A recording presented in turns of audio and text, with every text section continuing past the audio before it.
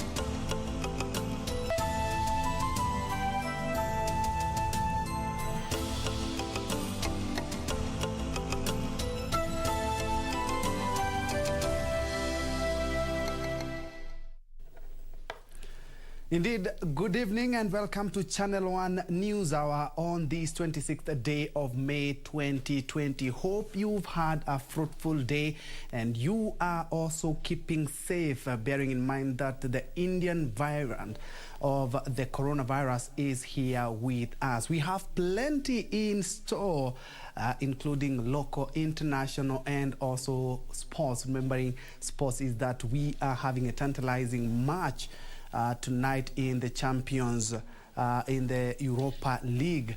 Apologies for that. And of course, all soccer fans will be waiting for this match to know between Manchester United and, of course, Villarreal, who emerges tops. Of course, we have a comprehensive bulletin. Hope you will keep me company. My name is Ben Troy Njue. Lensa Odingo will be our sign language interpreter for this night. But first things first, let's have a taste of what we've lined up for you tonight.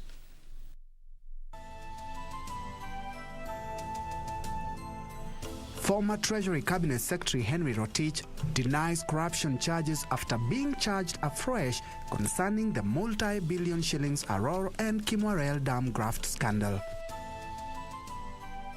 We have sequenced some 38 people, for example, and out of the 38 people, some 28 of them had the Indian variant. 28 more cases of the Indian COVID-19 variant recorded as the Ministry of Health warns Kenyans against letting the guard down.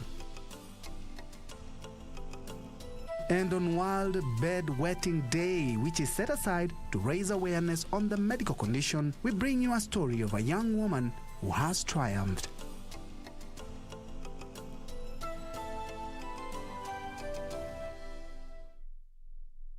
Remember, we are live from the broadcasting house in the county of Nairobi, and we are also live on all our social media platforms. At KBC Channel 1 News is our Twitter handle. Remember, at Ben Troy Njue as well.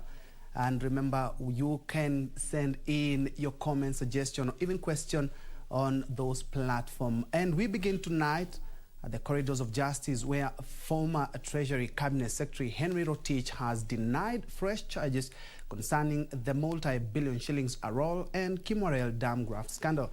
This is after the prosecution amended the charge sheet and removed the names of former Principal Secretaries Kamau Thuge and Susan Koech, who had been charged alongside Rotich. Kamau and Koech are now state witnesses who will testify against Rotich during the trial. Former Treasury Cabinet Secretary Henry Rotich appeared before Anti-Corruption Chief Magistrate Douglas Ogoti on Wednesday. It is Henry Kiplagat Rotich, David Kipchumba Kimosop, Kennedy Nyakundi Nyachiro, and Jackson Njau Kinyanjui, being persons whose functions concerned management of public funds, willfully failed to comply with Section 103 of the Public Procurement and Asset Disposal Act number 33 of 2015 by directly procuring the loan facilities for the development of Kimwarel Multipurpose Dam. He was charged afresh after the Office of the Director of Public Prosecution amended the previous charge sheet, exonerating former Principal Secretaries Kamau Thuge and Susan Koech, who have been turned into state witnesses in the 63 billion shillings Aror and Kimwarel Dam scandal. DPP also removed the names of 20 Italians who will also be charged afresh separately as they are still at large. According to the prosecution, evidence in the case remains the same and no new documents or witnesses shall be adduced during the case. Ogoti also noted that the trial court would not entertain any adjournment by parties during the hearing. The case will be heard in September 2021. Elsewhere, Peter Mwangi Njenga, alias Sankale, the key suspect in the murder of former acting communications director at National Lands Commission Jennifer Wambua, is unfit to stand trial. From the report, the doctor states that currently is not fit to plead and recommends medication, which she has listed in the report, and further recommendation that used to be reviewed in 3 weeks' time. Appearing before Machakos High Court Judge David Keme, Njenga did not take plea on grounds that he was mentally unstable. His lawyer told the court a mental assessment report ordered by the court on May 17th and done by Dr. Ruth Correa on the suspect showed he was mentally unfit. I have noted the sentiments of counsel together with the mental assessment report dated 25th of May 2021. We direct that the matter be mentioned on 22nd of June 2021 before the District Registrar Kajiado for the purpose of allocating suitable dates before the presiding judge once the second medical assessment is filed. The suspect will undergo another assessment after 3 weeks and will remain in custody at the Muthaiga police station in Nairobi. And now to the latest COVID-19 statistics. As Kenya has recorded 29 more cases of the Indian COVID-19 variant. Health Cabinet Secretary Mutahi Kagwe says continued disregard of COVID-19 containment measures now risk exposing the country to another wave of infections. The 28 cases are part of the 431 new ones recorded on Wednesday. Kenya has recorded 431 new COVID-19 cases, 21 being the dreaded Indian variant. Though the infection rate is still pegged below 10%, Health Cabinet Secretary Mutahi Kagwe is warning that the country is still far from stemming the spread of the disease. I'm urging all our residents, Kenyans, particularly in Western, particularly in Nyanza, to be extra vigilant. Because of the picking that we have done. Kagwe urged counties to prepare well, saying a fourth wave is imminent. But we are asking county governments to prepare themselves, particularly with the supply of oxygen and piping the hospitals, piping the hospital wards, and being prepared with a supply of oxygen beyond what we currently have. 10 COVID-19 related deaths were reported Wednesday, taking the total number of fatalities to 3,097. But as Kenya battles COVID-19, polio is still posing yet another headache. The country is looking to vaccinate some 3.4 million children spread across 15 counties to avert another health crisis. As at day 4, which is today, some 2.5 million children below the age of 5 years have been reached and vaccinated against the target of 3.45 million. Meanwhile, the National Youth Council has received some 34,000 face masks from UK Sigma Pharmaceuticals PLC to be distributed to vulnerable groups. I want to really thank Sigma Pharmaceutical for taking the initiative to now provide over 34,000 masks for our young people here in the country. The donations are expected to boost Kenya's war on the global pandemic. Young people, as they continue with their daily hustles, they need to be equipped with the masks so that then they can continue earning their livelihood.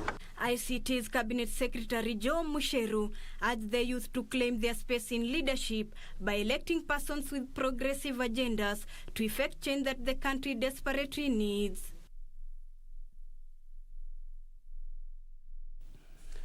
Moving on, Kenyans who lost their citizenship before the new constitution came into effect will now regain their status in the next 2 months. This follows the launch of a 60-day rapid results initiative program. Cabinet Secretary for Interior and Coordination of National Government, Dr. Fred Matiang'i, says the program seeks to clear the backlog of applications and ease processing of and issuance of the crucial documents. 25,000 Kenyans holding dual citizenship lost their Kenyan citizenship after the old constitution was repealed. The Ministry of Interior and Coordination of National Government says over 5,000 have already applied to regain it as required by the Kenya Citizenship and Immigration Act of 2011. So Kenyans who need to regain their citizenship need to go and apply. The constitution says that to regain your citizenship, you need to apply, fill an application. The Foreign Citizens Act prescribes the way to do this. Appeal to the Director General and to the team here is to make this process as effortless as possible so that it doesn't invite the use of brokers and intermediaries, because we believe government systems can work. Interior and Coordination of National Government, Dr. Fred Matiang'i, says the initiative will also reunite families and open up opportunities for investors. We have about 500 pending applications, and I've assured my colleague and my sister Betty that in the next 60 days we will go through all those 500 applications and sort them all out, so that those investors, some of them are people who have shown great love and commitment to our country. An investor, Paul Van Brussel, who worked in Kenya for 25 years, was given his citizenship. The ministry is warning unscrupulous individuals planning to take advantage of the process to acquire Kenyan citizenship. We will take great interest in what happens in this desk that we have created here, and we are going to embed all agencies of our security sector to be there. We will have undercover people, and we will actually arrest you if you try to seek bribes from people to try and help them. Sababu tunasumbua watu wetu. We should stop this kind of funny habit. The Rapid Response Initiative program will start on June 2nd and run for 2 months, ending July 31st, 2021. Applications are to be done online through the EFNS portal. Let's now focus on county matters where over-reliance on National Treasury has been identified as a major contributor to the inability by counties to meet their own sourced revenue targets. A report by the Commission on Revenue Allocation says that most counties raise less than 40% of the estimated annual revenue potential. The report says that intermittent disbursement of funds from the National Treasury often leave counties with little to no alternative sources of revenue, leading to delays in service delivery. The Commission on Revenue Allocation says unmet revenue targets is hurting service delivery in the counties. In a report, CRA says though county governments have made tremendous financial strides over the last 6 years, there is need to tighten loose ends to ensure revenue targets are met. We are launching these 2 reports in the backdrop of a contracting fiscal envelope, compounded by spending pressure to contain the pandemic, stimulate the economy, and at the same time, start a program of much-needed fiscal consolidation. In the 2018-2019 financial year, Nairobi County fell short of its estimated potential by 5.4 billion shillings. Mombasa County also fell short of its estimated target by 1 billion shillings.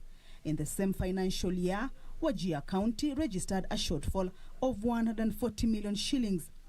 Other counties which fell short by substantial margins include Homa Bay, Garissa, Embu, and Kilifi. This underperformance has implications in execution of county government's budgets and in many cases leads to accumulation of pending bills.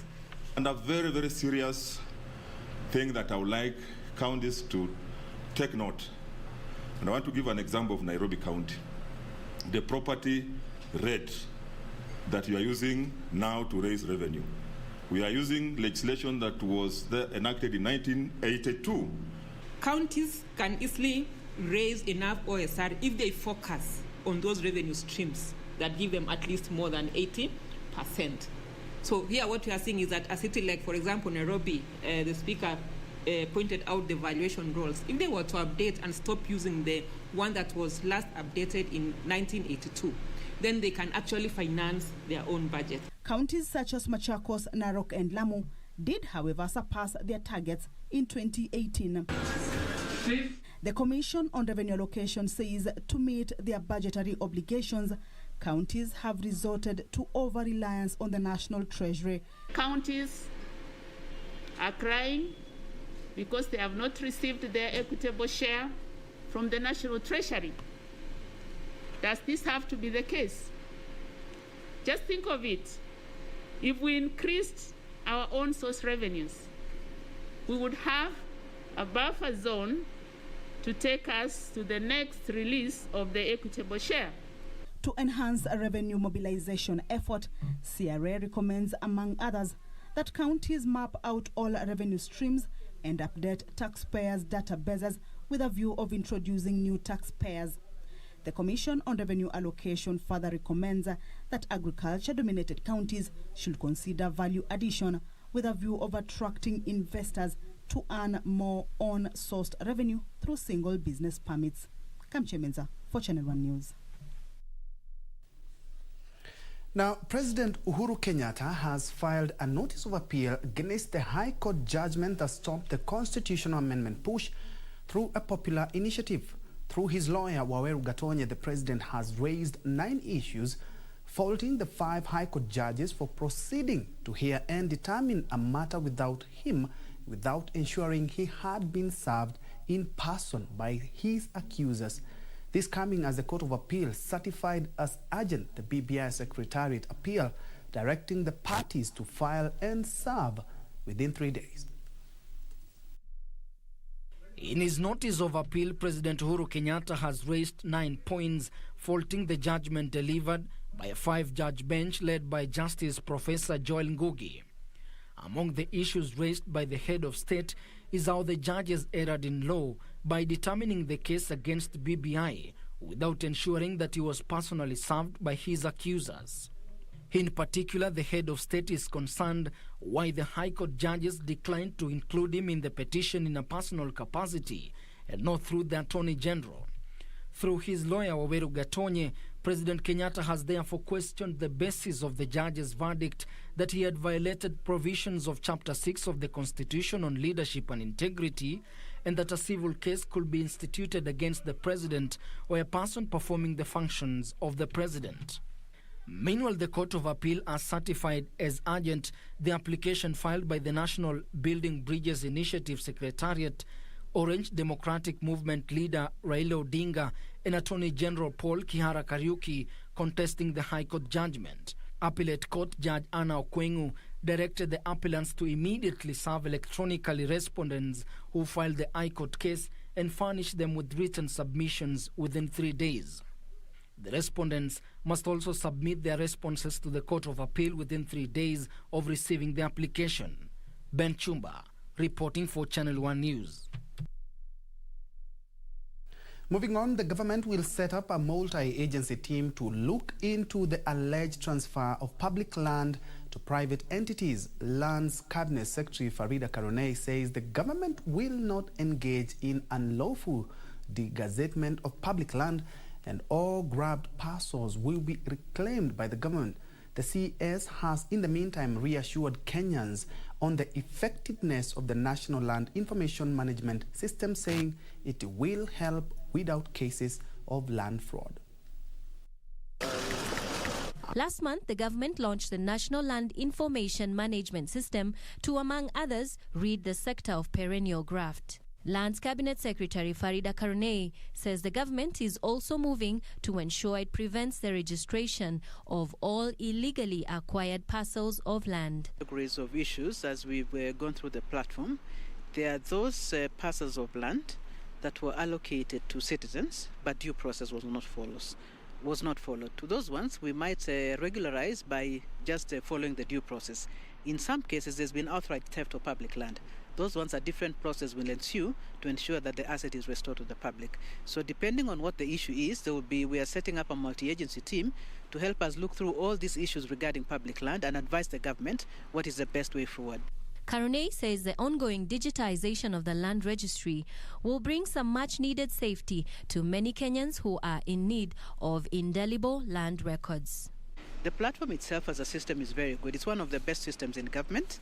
It is a very robust system, very secure system, and built to address the specific challenges of land in Kenya. However, we have serious gaps in data because, as you know from our history, there's been a lot of theft of records, loss of records, some fraudulent activities. So all these things have contributed to the lack of integrity in data. As we built the platform, we're looking out for three things. We're looking out for integrity of data, for completeness of data, and for accuracy of data. The CS says by December, the National Land Information Management System, which is already live in Nairobi, will be cascaded to 20 other counties. We're working on that. Apart from the 4 counties of the Nairobi metropolitan area, that is Kiambu, Machakos, Kajiado, and Murang'a, we want to onboard another, I think, 16 counties so that we have a total of 19 to make 20 by the end of the year. Then in January of 2022, we'll start to work on the rest of the country. If we manage to cover the 20 counties this year, it means we'll have a balance of 27, which we'll then work on the whole of next year. So we are hoping by the end of 2022 that we'll have brought every county onto the digital platform. Karune expressed confidence that the digitization of land records will help curb land ownership tussles and promote investors' confidence in the country. You are watching Channel 1 News Hour at about 17 minutes past the hour. We are taking our first quick break, but we'll be right back with more news. And by the way, do you know that today is World Bedwetting Day? Omboy Otiende has lined up a very interesting piece on the same. But before we go for the break, let me appreciate Victor Marciaya watching the show from Alego, Siaya County. Oyando Wycliffe, always a pleasure watching from Kisii branch. Asman Evans, you're watching from Migori County, where Samoya Musa. Thank you so much. You are also tuned in Omonto Omokabare. Ben Anasi watching from Nyakwerema. Anthony Jevenal watching from Malaba border at Kamuriai village. J Mo, thank you so much. You're also tuned in. Well, I'll be sampling some of your comments and suggestions at the end of this bulletin. But first things first, let's have that break.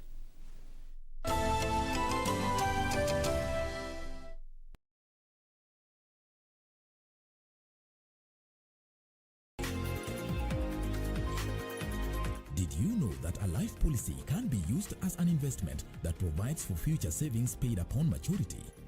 Now you know. IRA, promoting insurance, protecting the insured. Je, umeomoka? Kama hujaomoka kwenye QuickBit ndio mambo yote. Hapa tuko na fridge, kodi yake ni CM. Tuko na gas cooker, kodi yake ni CK. Tuko na TV, kodi yake ni TV. Tuko na simu aina ya Samsung ni SM ama Oppo ni Oppo. My friend, mahali popote unanitizama, eka hizo kodi zake kisha utume kwa 4032353. 4032353. Alafu utakuwa unaomoka na hizi bidhaa. Kumbuka kwenye QuickBit ni bidhaa bora zaidi kwa bei ya chini kwa chini. Kupata skiza tune hii, sala ya imani na matumaini, dial *811 *815 #. Sala ya imani. Mungu wangu na sadiki maneno yote linalosadiki na linalofundisha kanisa Katoliki la Roma, kwani ndiwe uliofundisha hayo, wala haudanganyiki wala haudanganyi. Amina. Sala ya matumaini. Ili kupata skiza tune hiyo ya sala ya imani na matumaini, dial *811 *815 *811 *815 #. The greatest rally in the world is back in Kenya. Catch all the action of WRC Safari Rally live and exclusive on KBC Channel 1 from 24th to 27th June. See the world's best drivers navigate their machines on Kenya's rough terrain at breakneck speeds. Experience the thrills, adrenaline, drama, and excitement as man and machine do battle. Don't miss out. WRC Safari Rally, live and exclusive on KBC Channel 1, your true sports partner. Next on. Bye. Okay. Tiff. What is it, Eric? He's a Tiff. At least find out who Glenn is working with. Nitamsaka alafu nitakushow. Kama unataka uzuri, usichukue pesa ya huyo mama. Utaenda jela. Unataka kumwaga uga. What do you think is going to happen once you solve your father's mystery? Let's wait and see. If I go down for anything whatsoever, you better believe I'm taking Joel and Chris with me. I can't take this anymore. I'm done. Cheki, mimi naona tuishie. Wewe zidi. So this is your game plan?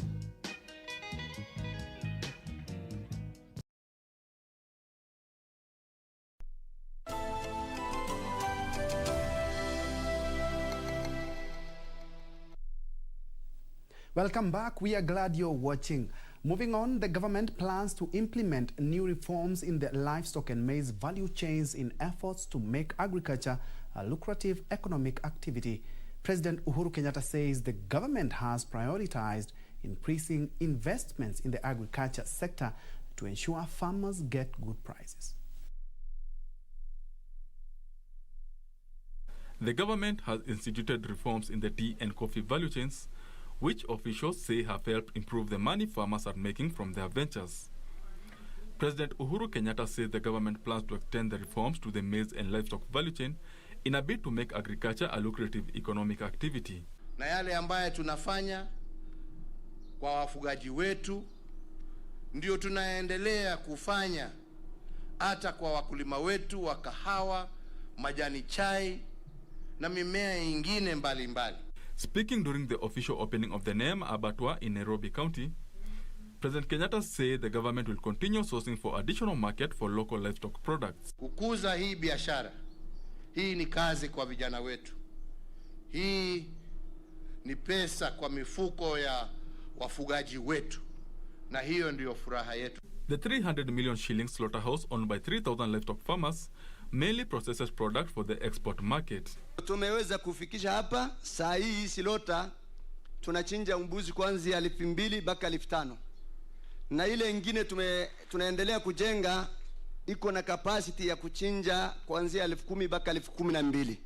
Mbuzi kibatikana tutachinja kuanzia 10,000 mpaka 12,000. President Kenyatta said more slaughterhouses would be set up across the country.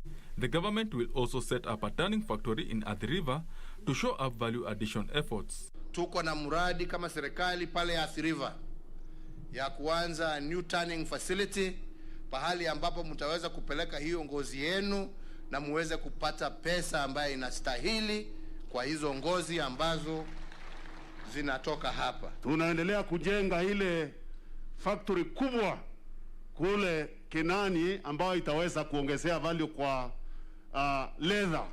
Ile wanasema inapotea isipotee. The development comes 2 days after President Kenyatta reopened the Kenya Meat Commission in Athi River. Ben Troy reporting for Channel 1 Business. Elsewhere, a local environment conservation watchdog is calling on the government to promote better management of water resources at local, regional, national and international levels. This is a section of Malindi residents call for an immediate solution to the runaway environment pollution in the town. Eastern Africa Greens Federation is proposing creation of environmental curriculum in schools to equip learners with knowledge on environment management from a tender age. Learning about the importance of protecting environment takes place from kindergarten level through to primary, all the way to high school and up to the university, so that it becomes a culture, a way of life that we need to protect and conserve our environment. The Federation is raising concern on the pollution in water bodies such as rivers and lakes. Consequently, it is calling on the government to promote better management of natural resources. The government, we want to call upon name as an authority. We want to call upon the Cabinet Secretary in charge of environment, and we want to call upon the head of state to lead in this direction and demonstrate commitment to conserving and preserving our environment. It is time that we awaken a societal narrative, a national narrative that champions the conservation of the environment and the stopping of pollution. At the same time, the Federation is advocating for environmental conservation under the banner Protect the Nile Basin. This is as residents living in the Kasurina and Muyeye area of Malindi, Kilifi County are raising the alarm over toxic smoke emanating from a dump site in the area. And there's a village called Muyeye, and there's so many people living there, and they don't know what's going on. They don't know why they're coughing, why they've got headaches. The locals say many have developed chest pains and respiratory complications due to the air pollution caused by the burning of plastic and other toxic waste. Kabla ya kujua tatizo ni nini, nilikuwa napata wakati mgumu sana, lakini baadaye ndio nikaja nikagundua kwamba ni takataka zinazochomwa maeneo hili la Timboni. Residents are now calling on the government to move the dump site or provide an alternative solution to waste management in the town. Ruth Wamboi for Channel 1 News. Let's shift focus to politics now, where a section of leaders drawn from Mount Kenya region is calling for unity of the region ahead of 2022 general elections. Led by Murang'a County Governor Mwangi wa Iria, the leaders who converged in Nairobi said the journey to ensure the region speaks in one voice has just begun, adding that they will be making a major announcement in the next 10 days. Days after the coronation of the National Assembly Speaker Justin Muturi as the Mount Kenya region spokesperson, a section of leaders from the region converged in Nairobi to discuss how best to unite ahead of next year's general election. This is a very, very important time and period in our country. And as a people, we are sitting together just to focus, speak in one voice. We understand the importance of unity as a people of Mount Kenya, and we are going to continue meeting, focusing and discussing on issues that are important for the people of the mountain. Leaders among them Nakuru Governor Liki Nyanjui, Anne Waiguru of Kirinyaga and Mutai Kahiga of Nyeri said the journey to politically unite the expansive Mount Kenya region has begun. We are planning to have a meeting of key stakeholders from the Mount Kenya region in 2 weeks' time, and we shall convene that meeting in Nyeri, which will involve a lot more people we are going to be reaching out to, and soon we will have common ground. With a section of Mount Kenya leaders not pleased with the coronation of National Assembly Speaker Justin Muturi as the region's spokesperson, the leaders distanced themselves from the issue, saying the agenda is different. Today we didn't discuss culture. We are also engaging with them, so because they are our cultural leaders, we understand what they are saying, and then we see. But that is not what brought us here. In a statement sent to newsrooms, Muturi was installed by elders last Saturday at the Mukurwe Wanyagadhanga Shrine in Murang'a County, termed the meeting by governors as the beginning of an important discourse aimed at uniting the region and the country. Meanwhile, the Independent Electoral and Boundaries Commission, IEBC, has cleared 8 aspirants to battle it out in the Kiambaa constituency by-election slated for July 15, 2021. Among those given the green light to contest the seat are Kariri Njama of the ruling party Jubilee and Njuguna Wanjiku of United Democratic Alliance UDA. Hapa Kiambaa tumesema Wanjiko ndiye atakuwa akiamua, ndiye atakuwa akisema, ndiye atakuwa akitafuta yule kiongozi ataongoza hapa. Kwa niaba ya chama ya KANU ambao iko na uhusiano na Jubilee, sisi tunaunga mkono candidate wa Jubilee kwa eneo hii ya Kiambaa. Na sisi kama pia wakaaji wa Kiambaa tunasema tunataka siasa yetu na campaign ifanywe na watu ambao ni watu ya Kiambaa, ambao wanaelewa maneno ya hawa wananchi ambao tunataka kuwakilisha. Ben Chumba reporting for Channel 1 News. And now to an incident that has raised a lot of interest, where residents of Makutano town in Kapenguria, West Pokot County are still reeling from the shock of a rare wedding ceremony held Tuesday afternoon. Nuptials between Elizabeth Nalem and the Holy Spirit left many residents baffled as they flouted COVID-19 prevention protocols and gathered in their numbers to witness the unique event. Take a look. Elizabeth Nalem, dressed in a white wedding gown and accompanied by friends and faithful, danced as they made a grand entrance in Makutano town. Residents who had gathered were shocked to discover the bride was getting married to the Holy Spirit. In the unique ceremony at Chelanga Gardens, the woman, who is married with 6 children, did not make any vows. Instead, the presiding pastor, Albert Rumaita, gave a sermon and prayed for her.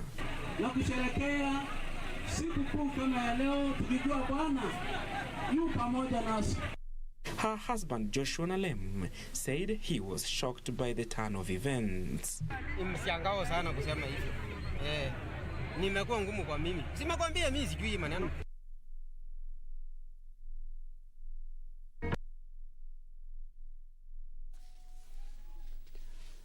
Interesting. Moving on, and now to an issue which not many of us would wish to openly talk about. And I ask, when did you stop bedwetting? Could you be over 20 years and still waking up to a wet bed? Well, today is World Bedwetting Day, and Wamboyo Tieno is having a conversation with a 23-year-old woman who just stopped bedwetting. What was her experience over the years, and what is the cause of prolonged bedwetting?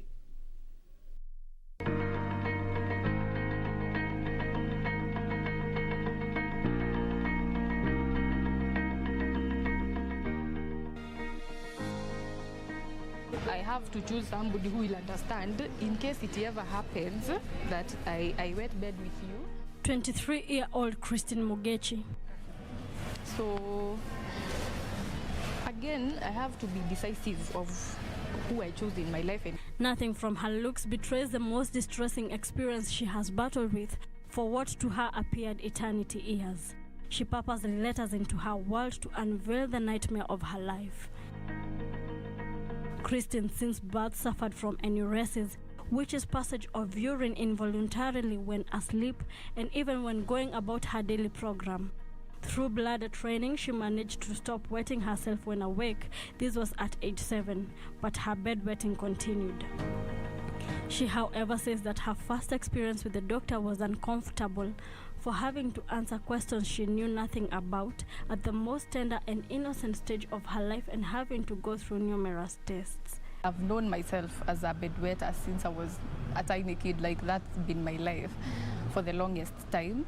And going to school, in nursery school, I remember it all started when I had to go to school in nursery na nilikuwa bebe wangu, because again I'd sit down, susu inatoka tu, like I'll just sit, I'm seated comfortably and upon waking up niko wet. Christine, out of college and still bedwetting, went through a hard social life. Because now my self-esteem wasn't there, my confidence wasn't there. I used to be afraid of doing anything at all. Like, I really want to do it, but I'm like, hapana, nikienda kufanya hata nikikosea kidogo mtu atasema after all, when nikikojozi, you know how people attack you. However, her situation did not stop her from finding that which she desired, love. She got into a relationship with her now fiancé, who did not mind her situation. Of course, I've messed the bed with him several times, but he didn't treat me like the way you'll treat somebody in a very awkward way. He just tap me and tell me, by the way, wake up, since nini imekuwa wet kidogo, to change kitu. He'll actually help me change the beddings and everything, so I go now do cleaning on my own. Christine's condition, according to her doctor, was caused by loose bladder. She endured 22 years of treatment. Everybody was concerned, mbona huyu ako hivyo, you know, and there are people who of course will judge in a very funny way and say, oh, msichana wako ni kupenda apendi kwenda choo, maybe anaogopa, anaona ni mbali, and you're like, okay. So I was taken to the hospital by then, and that's when I got the first test, diabetes and all other tests they did, and I didn't have any of that. It was just my bladder that was loose. The last time I wet the bed was last year, January, was my birthday.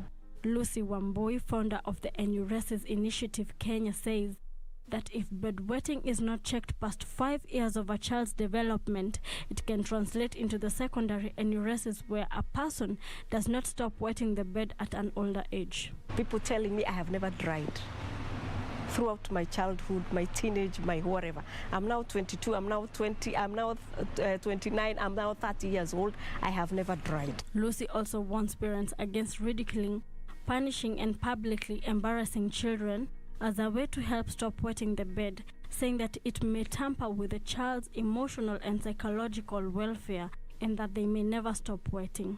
She states ways a parent could help a bedwetting child overcome. Like teasing children, thinking you can tease it out of a child. They don't work, they have no impact. They can actually be very, very detrimental to the development of a child. They shatter self-esteem. Support from parents, from the family, from the community is all important.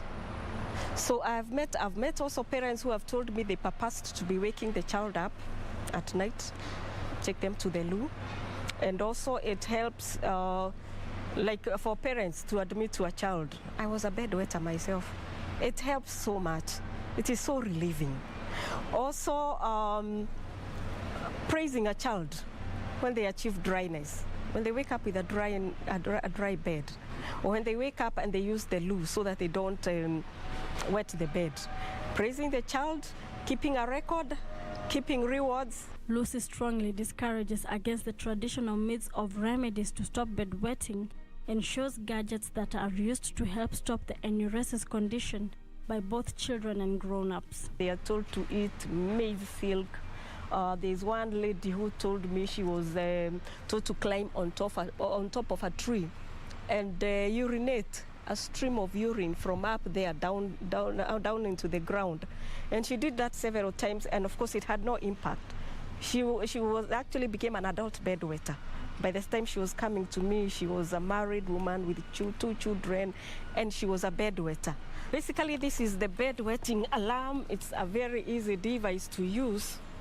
How we use it is that this armband is worn around the arm like this, and it has the node, the sensor that is activated by urine, by wetness. So this sensor will be clasped around the underwear, a panty or a boxer for a boy, and the person now goes to sleep like this. So when they begin to wet themselves, just the first few drops, this alarm will go off like this. So there is the alarm, there is a vibration I'm feeling around my arm, and there is a lamp, there is a light that glows bright in the dark. So when this happens, the person should wake up and deactivate the alarm and go to the loo, finish off. Lucy, through her initiative, goes around high schools creating awareness on the bedwetting condition to prevent teenagers from self and social stigmatization, as it is prevalent in schools and may lower learners' self-esteem. The principal of Machakos Boys School in Dimuli Kahi, who is current chairman of the Kenya Secondary Heads Association, says the association has no special guidelines to address the issue of bedwetting. What is there is we do not have a government policy that states this is how you need to handle bedwetters.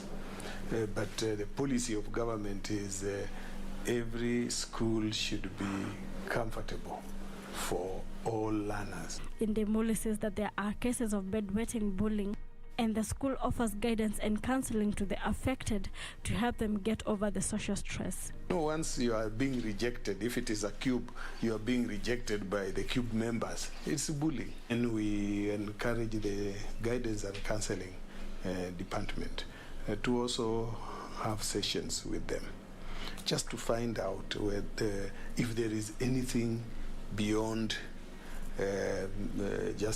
maybe being late in stopping. But what exactly is enuresis? Dr. Ian Githinji of Avenue Hospital breaks it down for us. It's defined as the involuntary passage of urine or the loss of bladder control leading to the involuntary passage of urine. That's basically what enuresis will be. Some other synonyms that I use for it include incontinence or urine incontinence. He goes on to define primary and secondary enuresis and the causes. What we call primary enuresis, the etiology, the cause or the reason why they develop this most of the time is genetic. But then there are also other other causes that can be there for children, and it's important that any child who is having enuresis, usually we say above the age of 4, that they be assessed by the primary doctor, the pediatrician, so that then they can rule out these many other causes of enuresis, yeah, which might be things like urinary tract infections. Other things could be psychological. There are certain risk factors that have been noted for secondary enuresis. 1, including obesity. 2, the female sex also is at a higher risk of developing secondary enuresis compared to the male sex. Other things like smoking also increase the risk. Age, as people grow older, then their bladder function, because you lose the function of the muscles around the bladder and around the pelvic region, then that can also lead to enuresis or incontinence. Enuresis and persistent enuresis, even though stereotyped to be a women thing, also affects men and is treatable. 3 to 4 times more than men. And hence, that coupled with the fact that also men don't talk about it or men don't come out for treatment, then the numbers of men tend to be quite low. Reporting for Channel 1 News, I'm Wamboi Otiende.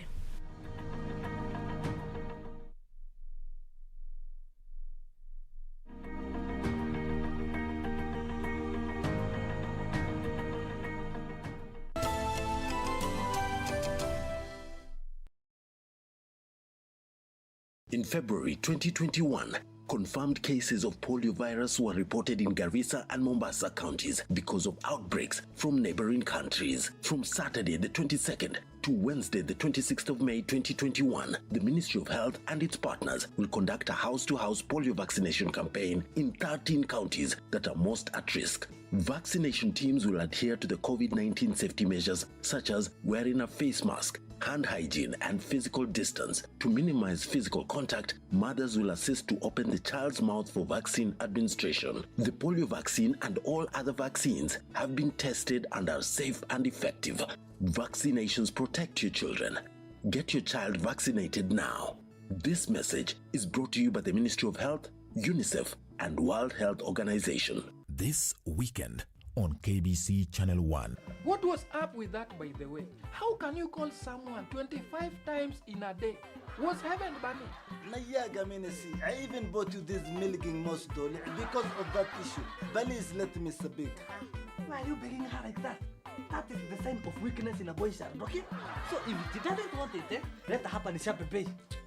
So basically what you're saying, teacher, is Adido was now 247 out of 250. Actually, it's 248.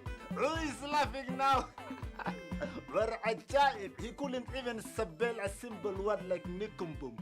Spell it. Nikumbum. Classmates, every Saturday on KBC. Next on. Elsie Nandwa is battling a flurry of autoimmune disorders. This is a condition that occurs when your immune system mistakenly attacks and destroys healthy body tissue. It is incurable but manageable. The major challenge we have with the management of this disease is that the drugs that work best are very expensive. Nandwa is worried that her immunity is compromised. The infliximab itself, it's an immunosuppressant, so my immune is very low. So I'm not supposed to be lousy, walk around in matatus, because I'm at risk of getting the COVID-19.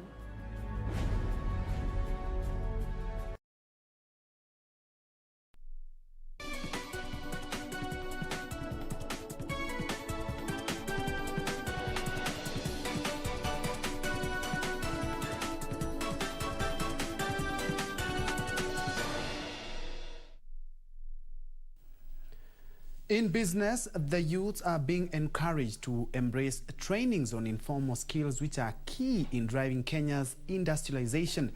Labour Cabinet Secretary Simon Chilugui says the government is keen on supporting the informal skilled population to create employment opportunities. Anbur reports. More than 80% of jobs in Kenya are created in the informal sector. Despite this, most of the young people in Kenya shun the informal sector, preferring white-collar jobs. Labour Cabinet Secretary Simon Chelugui believes there are more jobs and wealth creation opportunities in the informal sector. He is therefore encouraging the youth to embrace the informal sector by enrolling for institutions offering such technical training to gain the relevant skills. And I want to encourage our young people to actually train to do the job themselves, to be job creators, to be employers themselves, not to be employed. We have a lot of work. When we talk of building and construction, it's booming in this country. It's booming across the country. So there's a lot of work to be done. There's a lot of job to be done. So what we need to fix is that ability to now to transition them from training and skill acquisition to the real job, where they get those tools and resources. Speaking at the National Industrial Training Authority in Mombasa County, Chelugui said 5 billion shillings has been earmarked by the World Bank to support the youth in their entrepreneurial adventures. In our colleges here, in our training authorities here, through KIOP, a World Bank program, Kenya Youth Opportunities Program, we have about 5 billion shillings shared between the Ministry of Labour, the Ministry of ICT and the Ministry of Industrialization to support trained young people to start their own businesses, to start their own jobs. And I'm sure with those skills, there will be a lot, you will have a lot of work, unlimited work. NITA campuses have been challenged to explore upscaling their intakes to accommodate at least 10% of those who fail to get opportunities in universities and other colleges. We have at least 38,714, and the target we have given NITA, working with the accredited institutions like vocational training, like TVETs, and other institutions, tertiary institutions, to scale up this to over 120,000, so that we address at least 10% of our Form 4 leavers who always miss out in maybe joining university or joining tertiary institutions. For Business News from Mombasa County, I am Anburu. Elsewhere, Equity Group made 8.63 billion shillings in net profit during the first 3 months of this year, representing a 63.3% increase.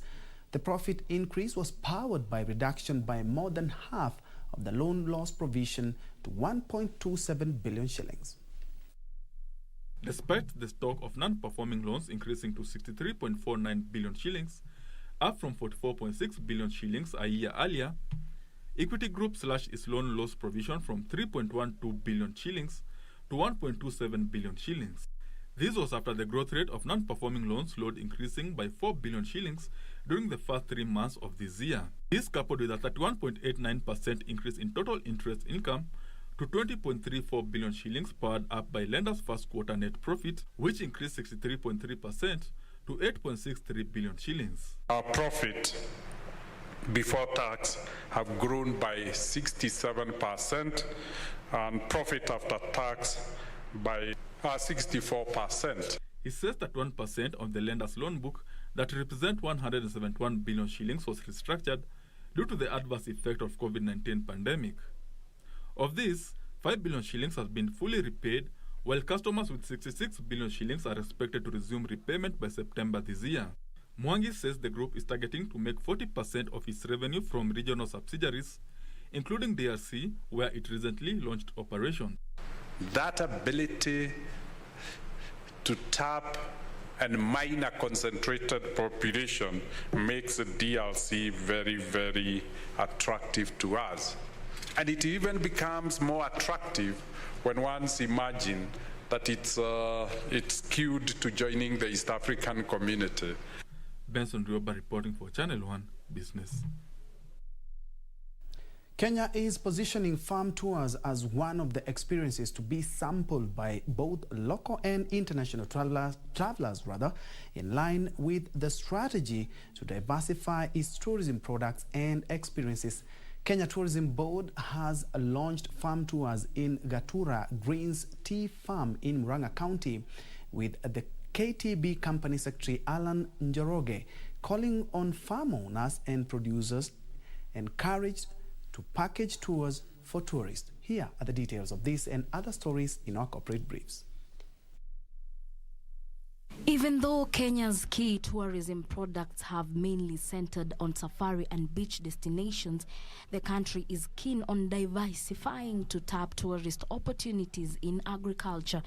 Kenya Tourism Board has rolled out promotional programs to position the county for agri-tourism, with tea, flowers and coffee leading the pack of farm tours to be showcased.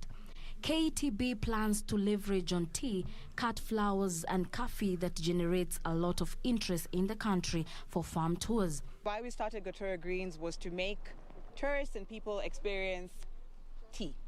By visiting farms such as this, where they are able to see for themselves how the tea is grown, how it is processed, and how it finally lands on in their dining rooms at home. Meanwhile, Starehe Boys Center has benefited from support from Novozymes aimed at enhancing science, technology, engineering and mathematics STEM learning. Novozymes Kenya has sponsored the renovation of Starehe Boys Center's 2 biology laboratories and invested in new equipment to provide a conducive environment for students to develop key skills like creativity and problem solving, and an avenue to engage in practical learning. Our greatest pride is when a child comes from poverty and goes through Starehe, they are transformed and then go back to impact their families and to impact society. We have a global project where we want to educate 1 million children.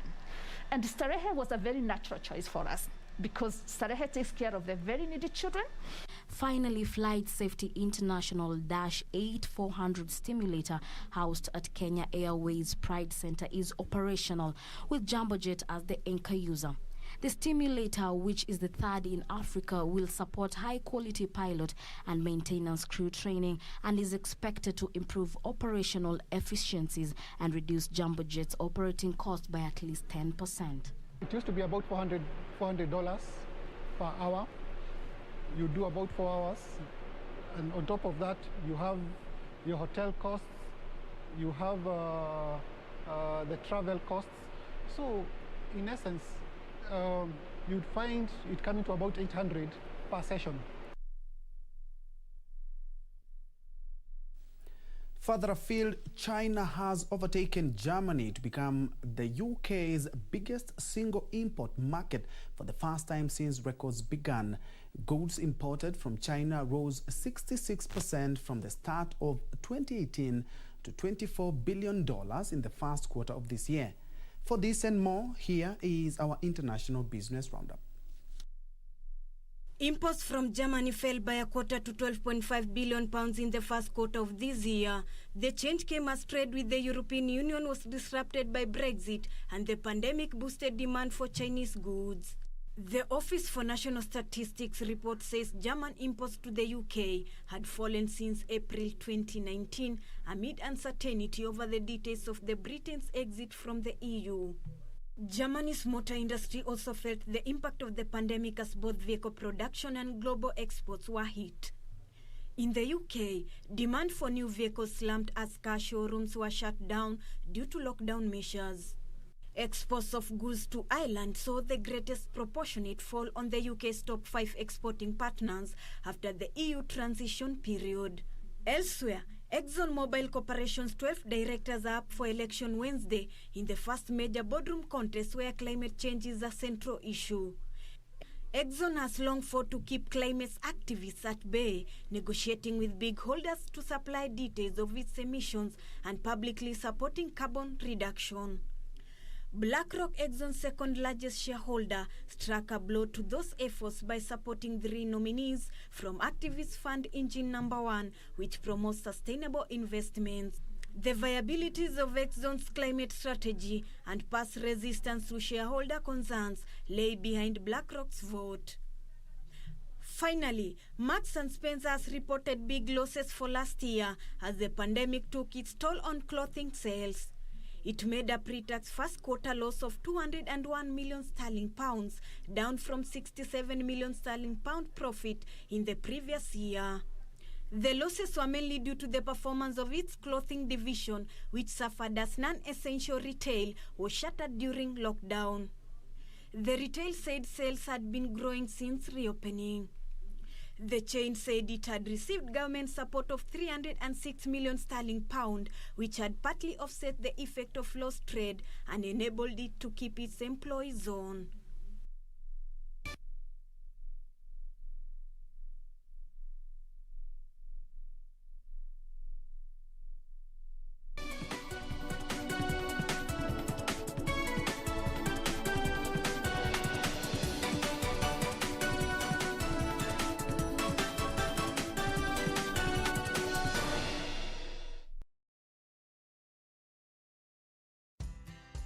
Banki imeconfirm pesa zimeingia. Congratulations Sam, gari ni lako sasa. Shukran. Oi boss, suniache insurance yako nitumie kabla nijipange. Insurance ya gari haiwezi kuwa transferred kwa mtu mwingine. Sina habari na nikuulize, hii comprehensive insurance inakava vitu gani? Comprehensive motor insurance inakava gari linapoharibika wakati wa ajali pamoja na uharibifu wa mali ya mtu mwingine, gari likiibiwa au likichomeka. Pia inakava passenger wa gari lako na passenger wa lile gari lingine kunapotokea ajali.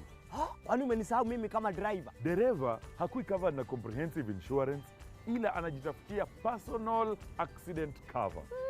Umenichanua. Rose, hata nishughulikie hiyo insurance, nitakujia gari kesho. Okay, sawa. Yeah. Ujumbe huu umeletwa kwako na IRA. IRA, bima bora kwa taifa. The greatest rally in the world is back in Kenya. Catch all the action of WRC Safari Rally live and exclusive on KBC Channel 1 from 24th to 27th June. See the world's best drivers navigate their machines on Kenya's rough terrain at breakneck speeds. Experience the thrills, adrenaline, drama and excitement as man and machine do battle. Don't miss out. WRC Safari Rally, live and exclusive on KBC Channel 1, your true sports partner.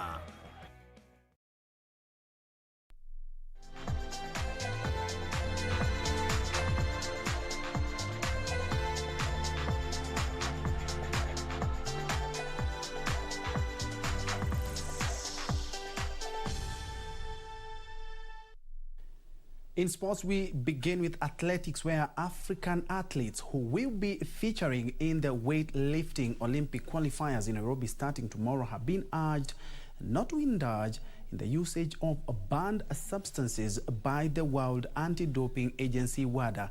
This was revealed today during a one-day Anti-Doping Agency of Kenya ADAC seminar that brought together athletes drawn from 13 African nations.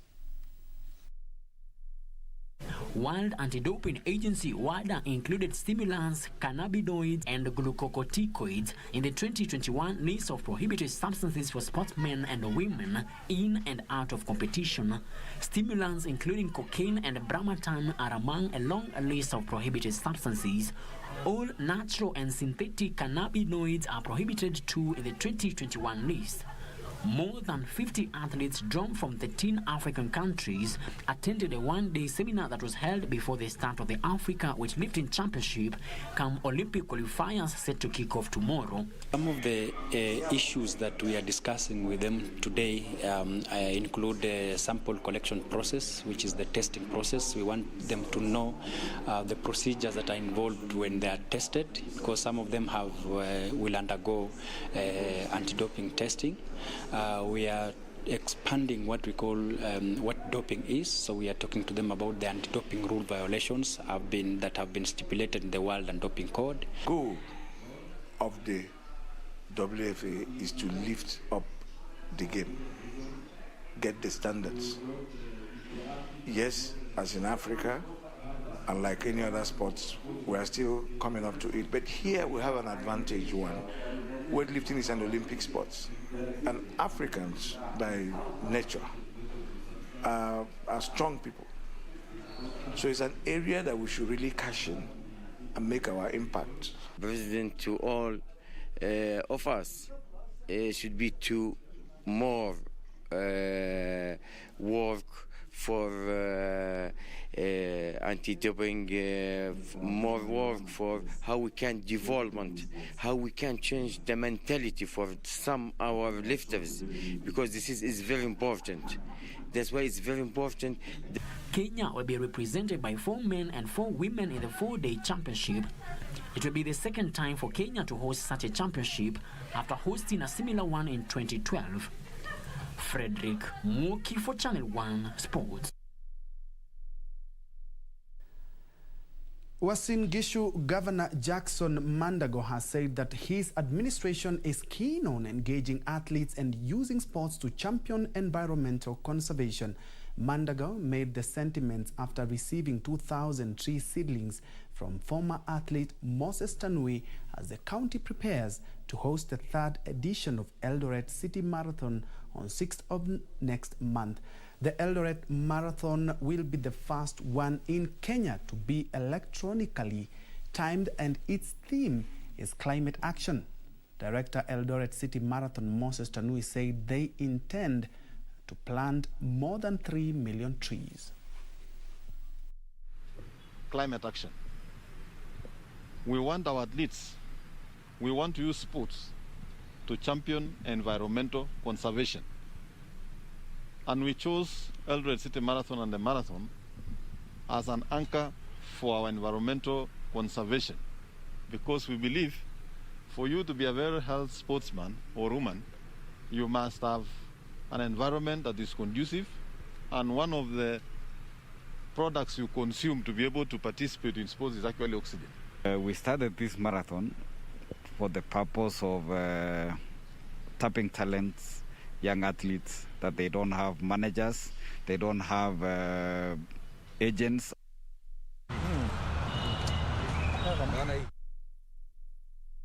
Cross borders, Manchester United will play Spanish side Villarreal in the final of this season's Europa League tonight in Poland. United reached the final after beating Roma in a 2-legged semi-final, while Villarreal did the same against Arsenal. There are plans for 2,000 fans of each club to be present at the final. Ole Gunnar Solskjaer says a Manchester United win over Villarreal in the Europa League final tonight in Poland could be a stepping stone for a big future. I've got enough self-belief, whatever circumstances I've been in. Quietly confident, as I've always said, trusting the players. These players are ready for this, and that's the main thing. I've seen in them something growing inside of them, more and more confident, more and more robust, resilient to setbacks, and as a group, I'm confident that we're ready for this now. Solskjaer, a Champions League winner with United as a player, has yet to win a trophy since taking charge of the club in 2018-2019. United have not won a major trophy for 4 years, but Solskjaer says he was confident of beating Villarreal, who finished 7th in the Spanish La Liga. Solskjaer is without Anthony Martial and Phil Jones because of knee injuries. We trust our coach. The team is confident, as I said before. We trust ourselves. We know what we have to do. We work for an entire season together. This is our moment to enjoy this final and try to do our best. And while Solskjaer is contesting only his second final in his managerial career, having won the 2013 Norwegian Cup with Molde, opposite number Unai Emery has won the Europa League 3 times. Villarreal's former Arsenal boss guided Sevilla to victory in the competition in 2014, 2015 and 2016. Emery could become the first manager to win the competition 4 times. He also reached the 2019 final with Arsenal and is aiming to deliver a first major trophy in Villarreal's 98-year history. Villarreal, who beat Arsenal in the semi-final, are unbeaten in European competition this season, winning 12 times and drawing twice. There are plans for 2,000 fans of each club to be present at the final. 30 minutes extra time will be played if the scores are level after 90 minutes. The final will be decided by a penalty shootout if the scores are still level after 120 minutes. 3 days after this match, Manchester City and Chelsea will meet in the final of the Champions League.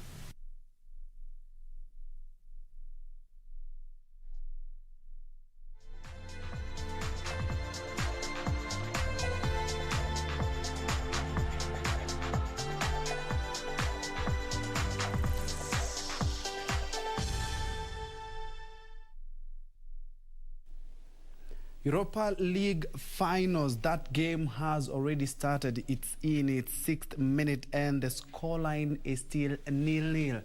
But don't worry, we'll bring you the sights, sounds and the goals in our subsequent bulletin tomorrow. And what can I say? May the best team win. I'm an Arsenal fan, so just watch it just like other fans. And of course, we will bring you all the latest in our news tomorrow. But before we wrap it up, let me appreciate some of you who have taken me through since we started.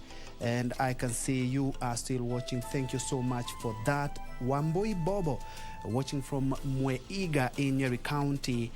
You're watching with Sajmo Njue and Anthony Q2. Peggy Valentine, you're watching from Chamasiri Teso. Mike Ngari, Nikonyeri Kiawara, and watching from Diaspora, Ngatarongai is Wood GK, Juliana Kinyo watching from Kasarani, and Anthony, you're watching from Malababuda at Kamuriai Village. Thank you so much for all your comments and also your feedback for the night. My name is Ben Troy Njue. Lensa Odingo has been our sign language interpreter for tonight. And on behalf of each and everyone who has worked effortlessly the whole day to ensure that we bring you the latest in the country and beyond, thank you so much for watching and good night.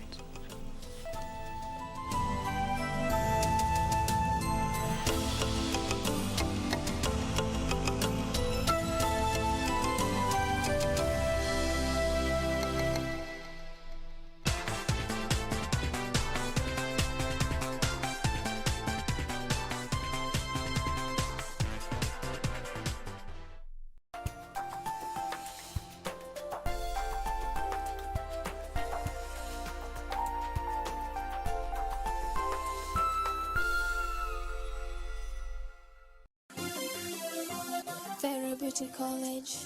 Vera Beauty and Fashion College, with branches in Nairobi, Eldoret, Thika and Meru. Did you know that we are a TVET approved institution?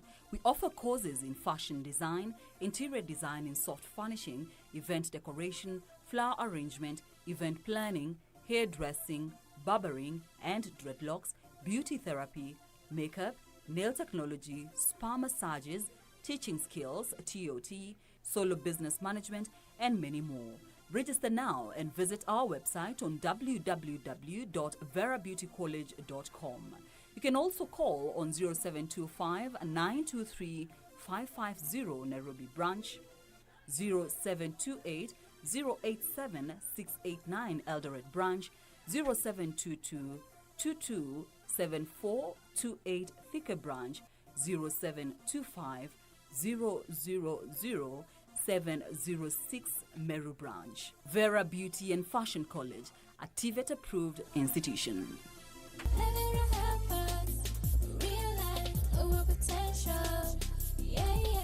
On the next episode.